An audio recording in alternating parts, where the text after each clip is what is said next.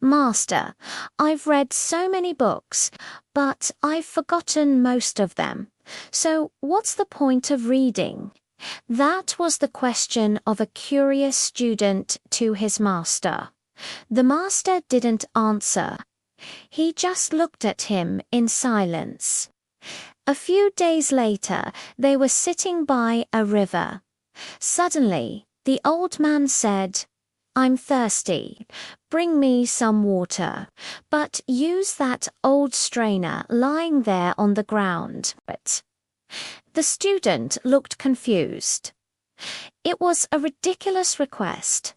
How could anyone bring water in a strainer full of holes? But he didn't dare argue. He picked up the strainer and tried, once, twice, over and over again. He ran faster, angled it differently, even tried covering holes with his fingers. Nothing worked. He couldn't hold a single drop.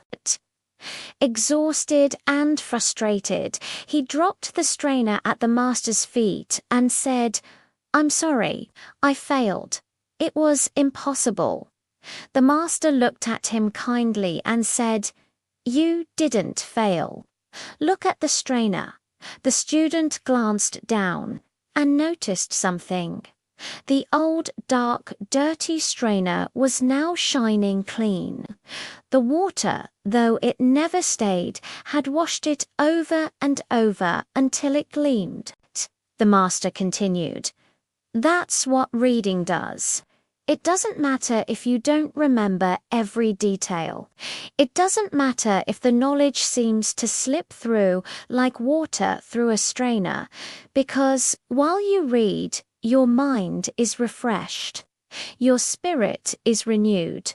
Your ideas are oxygenated. And even if you don't notice it right away, you're being transformed from the inside out. That's the true purpose of reading. Not to fill your memory, but to cleanse and enrich your soul.